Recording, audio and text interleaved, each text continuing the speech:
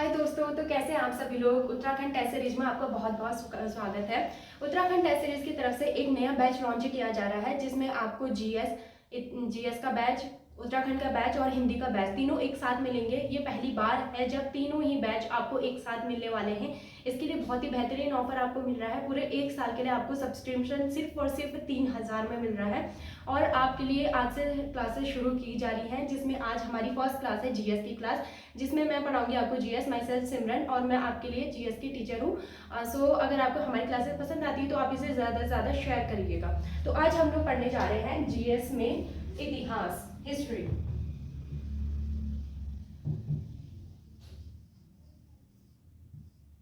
History का एक अहम टॉपिक है जो कि है हमारा हड़प्पा सभ्यता।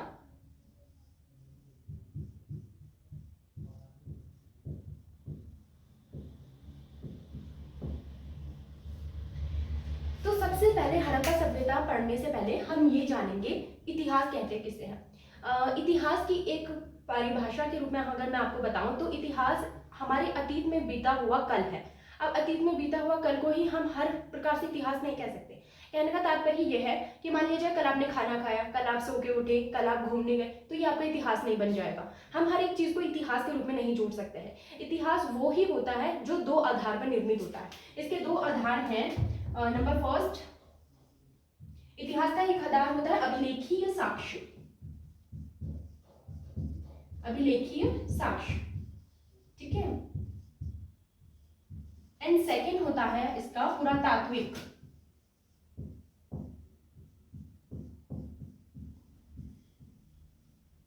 कौन कौन से होते हैं? एक होता है अभिलेखीय साक्ष्य और दूसरा होता है पुरातात्विक।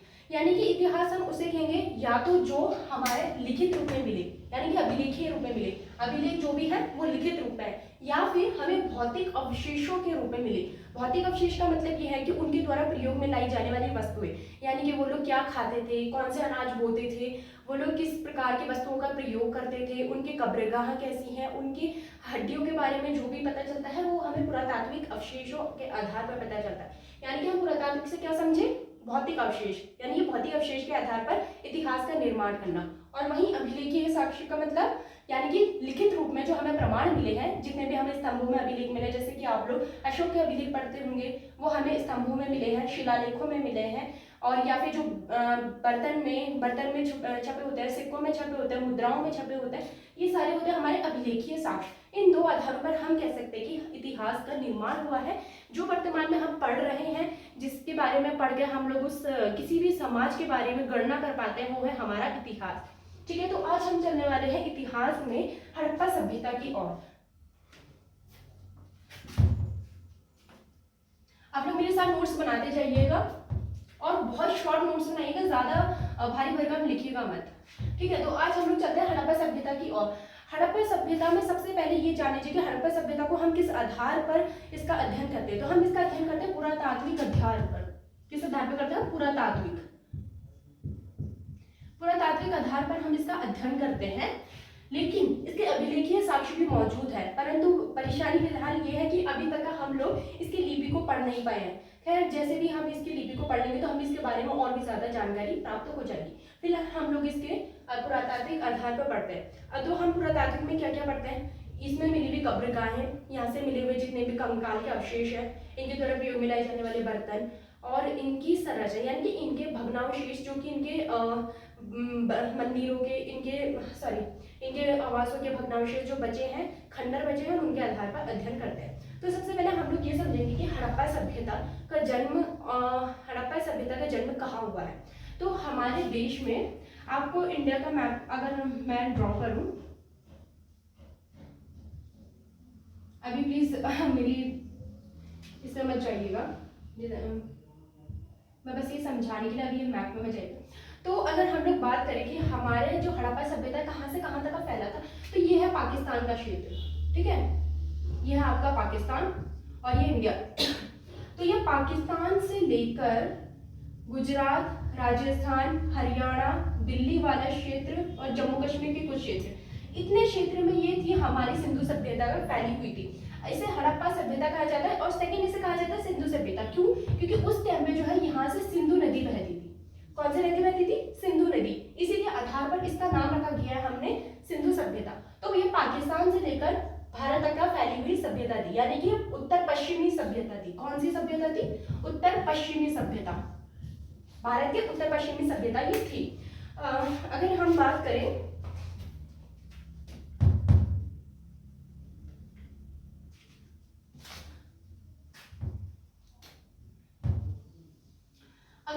कि हड़प्पा सभ्यता, सबसे पहले सभ्यता कैसे कहते किसे? सभ्यता का अर्थ होता है किसी भी समाज के बारे में जब हम उनके रहन सहन खान पान के बारे में पता चलता है तो हम उसे सभ्यता कहा जाता है। हड़प्पा सभ्यता के बारे में भी हम यही पढ़ने वाले हैं कि उनके सामाजिक, आर्थिक, राजनीतिक, धार्मिक स्थिति कैसी थी। स्टार्टिंग करते हैं उनकी सामाजिक स्थिति से। सबसे पहले हम बात करें, उससे पहले एक और चीज आपको बता क्लियर कर देते कि हड़प्पा सभ्यता के कितने नाम हैं। अगर हम हड़प्पा सभ्यता के नामों की बात करें तो हड़प्पा सभ्यता को अलग अलग नामों से पुकारा जाता है, जैसे कि इसे बोला जाता है एक नगरीय सभ्यता। नगरीय सभ्यता नंबर 1, कांस्य युगीन सभ्यता,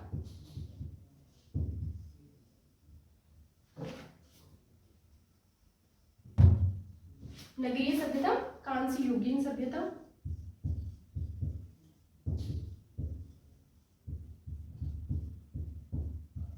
सिंधु सभ्यता,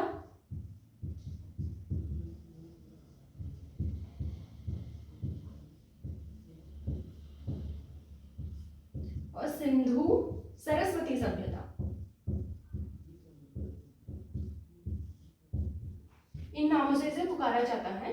इसे नगरीय सभ्यता ही नहीं, प्रथम नगरीय सभ्यता के नाम से जानते हैं। प्रथम, क्योंकि ये पहली ऐसी सभ्यता है जिसमें नगरीय अवशेष हमें प्राप्त होते हैं। चलो सबसे पहले बात करते हैं नगरीय सभ्यता क्यों कहते हैं। अगर बात करें नगरीय सभ्यता की तो इसे नगरीय सभ्यता कहने के पीछे का कारण, प्रथम नगरीय सभ्यता कहने के पीछे का कारण ये है कि ये इकलौती ऐसी सभ्यता है जो कि उस समय में पहली बार नगरों के अवशेष देखे गए थे। अच्छा, मैं इसका काल बताना भूल गई हूँ। हालांकि इसका काल भी पूर्ण रूप से सही तरीके से निर्धारित नहीं है, क्योंकि अलग अलग हमारे जितने भी वैज्ञानिक हैं, जितने भी इतिहासकार हैं, उनका मानना है कि इसका काल अलग है। लेकिन फिर भी जो इसका काल माना जाता है वो 3500 से 1900 माना जाता है। 3500 से 1900 ये कुछ किताबों में अलग अलग भी मिलेगा, लेकिन लगभग जो है ये 3500 से 1900 के बीच में मानी जाती है। 1900 ईस्वी पूर्व। अच्छा, आप लोगों को ईस्वी पूर्व में अंतर तो पता होगा ना। चलिए एक बार फटाफट से इस अंतर को भी हम लोग समझ लेते हैं कि ईस्वी किसे कहते हैं, ईस्वी पूर्व किसे कहते हैं। एक आप लोग इस आधार पर समझ सकते हैं कि एक स्केल है, मान लीजिए एक स्केल है, ठीक है। ये जो स्केल है ना, ये हमारे पूरे काल निर्धारण को दर्शाती है। ये हमारे पूरे काल निर्धारण को दर्शाती है। अब इस स्केल का जो मेन पार्ट है, यानी कि मेन आधार है, मेन आधार, हर चीज कुछ ना कुछ किसी न किसी आधार में टिका होता है ना। ये जो इसका आधार है, यह ईसा मसीह का जन्म। ईसा मसीह का जन्म इसका मेन आधार है। तो अब आप लोग समझिए, जो ईसा मसीह का जन्म है यह इसका मेन आधार, यानी कि मिडिल पॉइंट। इसका मिडिल पॉइंट है ईसा मसीह का जन्म। अब ईसा मसीह के जन्म से इस साइड पीछे की ओर, यानी कि पश्चिम की ओर, पीछे की ओर, ये वाला जो इस जो काल को हम कहते हैं, इसे कहा जाता है ईसा पूर्व। यानी कि ईसा मसीह के जन्म से पहले ईसा पूर्व। वहीं उसके बाद के काल को क्या कहते हैं? ईस्वी। ईस्वी, ये ईसा मसीह के जन्म हुआ, ईसा मसीह के जन्म से पूर्व को कहते हैं ईसा पूर्व, और ईसा मसीह के जन्म के बाद कहते हैं ईसा, या ईसा पश्चात भी आप कह सकते हैं, ईसा पश्चात। अब आपको एक चीज बता देती हूँ, जो ईसा पूर्व है और ईस्वी सन है, इसके मध्य वाले क्षेत्र जो है ईसा मसीह का जन्म। अब इससे पहले जितनी भी घटनाएं घटी होंगी वो सारी हम ईस्वी पूर्व के रूप में मानेंगे।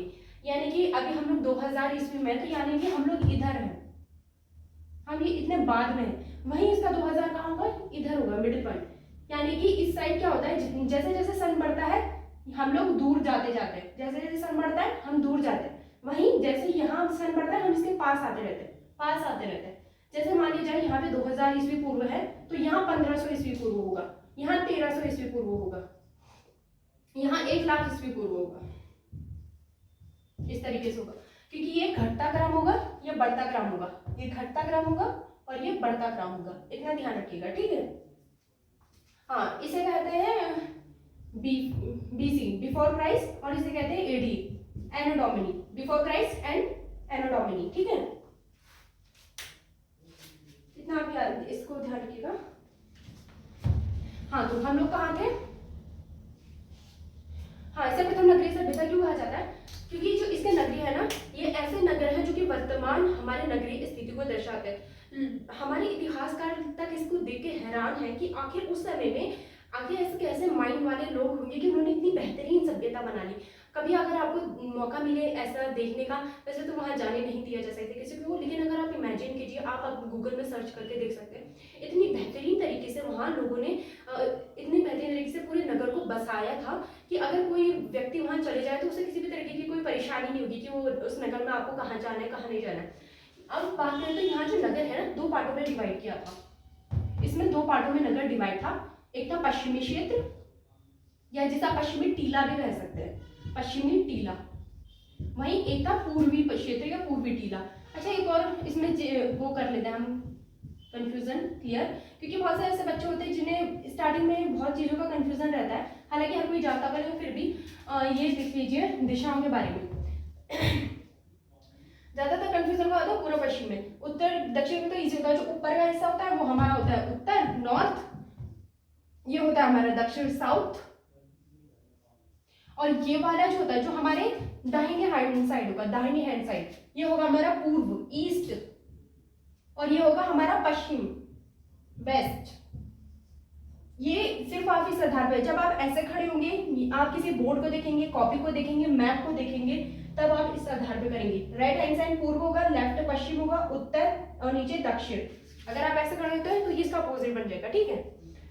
और नॉर्मल जिंदगी में अगर आपको देखना है तो सूरज से आप आराम से निर्धारण कर सकते हैं, क्योंकि जहां सूरज निकलेगा वो आपका पूरब होगा, उस आधार पर आप आराम से निर्धारण कर सकते हैं कि कौन सा आपको उत्तर, दक्षिण, पूर्व, पश्चिम होगा। जहाँ पे पूरा सूर्य निकलेगा बस आप ऐसे खड़े हो जाना है, यानी कि राइट हैंड साइड आपका सूरज निकला है तो यहाँ डूबेगा, यानी कि आगे आपका उत्तर है, पीछे आपका दक्षिण है। अंडरस्टैंड? ओके। तो हमारी नगरीय सभ्यता दो भागों में बटी हुई है, पश्चिमी क्षेत्र और पूर्वी क्षेत्र।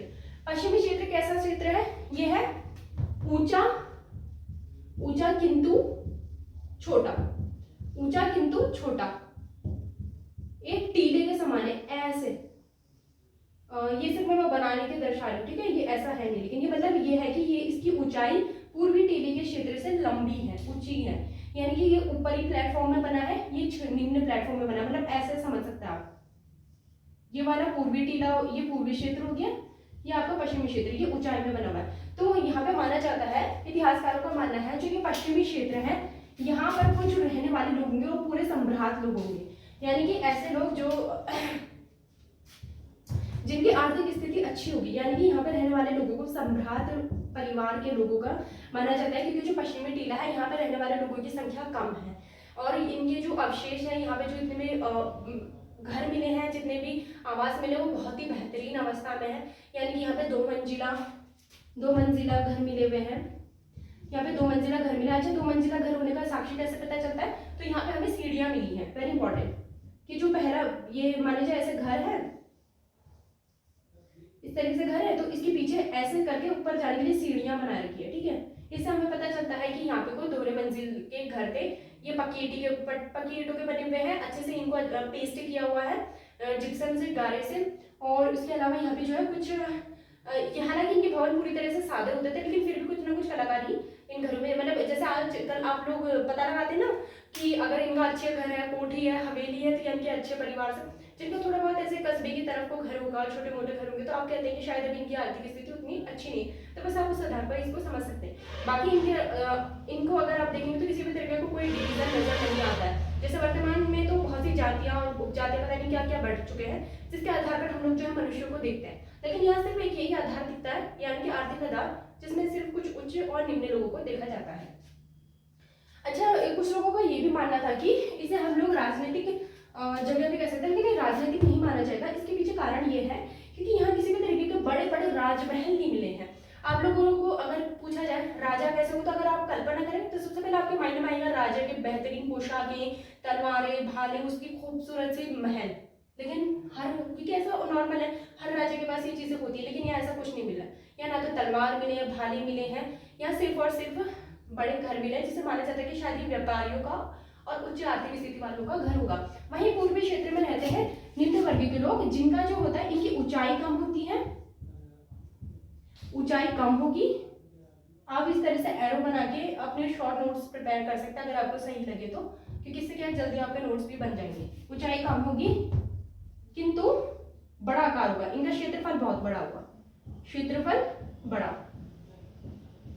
ऑब्वियसली आपको हर किसी भी पार्ट में चले जाओ, जो गरीब वर्ग है उनकी संख्या हमेशा अधिक ही होती है, तो इनका भी संख्या जो थी बहुत ज्यादा थी, तो संख्या में बड़े ज्यादा लोग हैं तो उनके रहने के लिए जगह भी ज्यादा ही चाहिए। जैसे अगर आप लोग कभी कस्बों वगैरह को देखोगे तो एक जगह बहुत ढेर सारे बसे पे होते हैं ना, तो बस वैसा ही ये क्षेत्र था। तो दो भागों में हमारा ये बटा था। अब एक और चीज मैं इसमें, हाँ चलो, ये नगरीय सभ्यता, ठीक है। नगरीय सभ्यता का एक और प्रमाण मिलता है कि यहाँ पे जो सड़कें थी ना बहुत ही बेहतरीन थी, ग्रिड प्रणाली में यहाँ पे सड़कों को काटा गया था। ग्रिड प्रणाली क्या होती है, यहाँ पे सड़कें ग्रिड प्रणाली में थी। ग्रिड होती है एक दूसरे को समकोण में काटती थी, यानी कि मान लीजिए एक सड़क ऐसे गई तो दूसरी सड़क ऐसे जाएगी, फिर एक सड़क ऐसे गई फिर दूसरी सड़क ऐसे जाएगी, इस तरीके से काटे थे। और जो बीच में डब्बे है ना, ये इन जगहों पे घर बनाए थे, इन जगहों पे सब घर थे। आज वो खेलते होंगे क्रॉस जीरो, उसी तरीके से समझ लीजिए इसे आप। अगर कोई व्यक्ति यहाँ से जा रहा है फिर वो यहाँ से जाएगा, ये सीधे घर ऐसे जाएगा, इधर घर, तो यानी कि इस आधार पर इसको काटा था। और हर घर में नालियां मिलेंगी, हर घरों में क्या है, नालियां हैं। और जो ये नालियां है ना, इनकी बाहर, घर के बाहर वाली गली से जुड़ी हुई है। हर घर में एक नाली होगी, फिर ये नाली बाहर के घर वाली नाली से जुड़ी होगी, फिर ये जो घर के बाहर की जो सड़क है इसकी नाली जो है मुख्य सड़क से जुड़ी होगी, ये वाली मुख्य सड़क से, फिर ये जो है नालियां जुड़ेंगी ऐसे, फिर ये मुख्य सड़क से नालियां जुड़ेंगी। यानी कि यहाँ पे 3 प्रकार की नालियों को पता चला है। एक जो सबके घरों के आंगन में है, फिर वो घरों के आंगन की नाली बाहर के गली की नाली से जुड़ी है, फिर गली की नाली बाहर जाके मुख्य सड़क से जुड़ी हुई है। तो जो ये गली की नाली है और ये सारी नालियों की एक विशेषता है कि ये पूरी तरह से ढकी हुई थी, यानी कि अगर इसमें से कोई भी कूड़ा निकले, गलती से मैल निकले, तो इसके लिए पूरी तरह से इसे ढका था। ये किससे बनाई गई थी, ये पक्की ईंटों से बनाई थी, और इसको जो ऊपर से ढका है वो भी पक्की ईंटों से ही बना हुआ है, ये पक्की ईंटों की बनी हुई है, ठीक है। अब इसे जोड़ा किससे है, जिप्सम, इसे जिप्सम से जोड़ा गया है। वेरी इंपॉर्टेंट कि इसे किससे जोड़ा गया है, जिप्सम से इसको जोड़ा है हर नालियों को, ठीक है। इतना आप ध्यान रखिएगा, इसलिए हम इसे नगरीय सभ्यता कहते हैं। नगरीय सभ्यता होने का एक और इसमें प्रमाण ये मिलता है कि यहाँ पे व्यापार बहुत उन्नत अवस्था में था। आपने देखा होगा कि ग्रामीण क्षेत्र में ज्यादा व्यापार इतना नहीं चलता है जितना कि शहरी क्षेत्रों में व्यापार होता है। तो यहाँ पे व्यापार बहुत उन्नत अवस्था में था। यहाँ पे बहुत से नई नई वस्तुएं बनाई जाती थी, जैसे यहाँ पे कांसे की वस्तुएं बनाई जाती थी, मूर्तियां बनाई जाती थी, बर्तन, खिलौने, और उसके अलावा जितने भी घरों में यूज होने वाले छोटे मोटे धातुओं के औजार हैं वो सारे बनाए जाते थे। तो ये बहुत ही बेहतरीन तरीके से इसको सुव्यवस्थित करा था। नगरीय सभ्यता होने का हमें एक और चीज प्रमाण यहाँ से मिलता है, यहाँ का, अच्छा चलो हम उसमें धार्मिक में मानेंगे, लेकिन फिर भी अगर हम देखें तो ये, हाँ चलो ये है हमारा नगरीय सभ्यता का प्रमाण, उसे फिर हम आगे और भी बांट देंगे। तो इतना ये जो है इसे हम नगरीय सभ्यता इसलिए कहते हैं। सेकंड हम इसे कहते हैं कांस्ययुगीन सभ्यता, प्रथम नगरीय सभ्यता। अच्छा, ये जो उस टाइम में हड़प्पा सभ्यता की समकालीन सभ्यता भी थी, जो कि उस टाइम में मिस्र में पल रही थी, मेसोपोटामिया की सभ्यता, मेसोपोटामिया की सभ्यता इसकी समकालीन है। अगर क्वेश्चन बनाओ कि हड़प्पा सभ्यता की समकालीन सभ्यताएं कौन कौन सी है, और आपके लिए आगे ऑप्शंस में, तो मेसोपोटामिया की सभ्यता जो कि मिस्र की सभ्यता है, जिसे नील सभ्यता भी कहते हैं, मिस्र सभ्यता भी कहते हैं। मेसोपोटामिया सभ्यता, हड़प्पा सभ्यता है, और एक और सभ्यता थी सुमेरियन सभ्यता। ये दोनों ही सभ्यता जो है ना, ये नगरीय नहीं थी। हड़प्पा सभ्यता ऐसी है जो नगरीय थी और सुव्यवस्थित थी, ना ही मेसोपोटामिया ना ही सुमेरियन।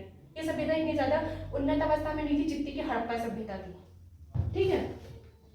ये याद कर लीजिएगा, लिख लीजिएगा, मेसोपोटामिया की सभ्यता, सुमेरियन सभ्यता, मेसोपोटामिया सभ्यता, सुमेरियन सभ्यता, हड़प्पा सभ्यता, ये तीनों समकालीन सभ्यताएं हैं।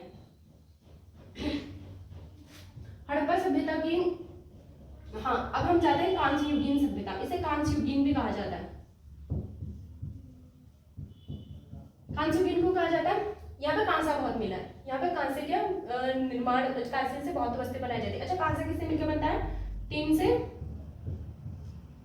टीन प्लस टीन और तांबा, टीन और तांबे को मिलाकर कांसे का निर्माण किया जाता है।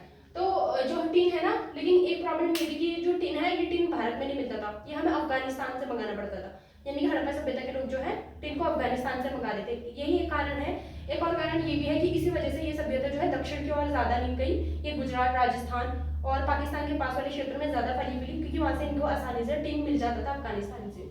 तांबा बात करें तो तांबा राजस्थान से आराम से मिल जाता था, इसलिए राजस्थान, हरियाणा इन क्षेत्रों में ये हड़प्पा सभ्यता बहुत फैली हुई। अगर क्वेश्चन मिल जाए इसके पीछे रीजन क्या है, तो एक रीजन ये है कि इन्हें कांसा आसानी से मिल जाता, तांबा और टीन मिल जाता था, जिससे कांसे की धातुएं की वस्तुएं बनाते थे।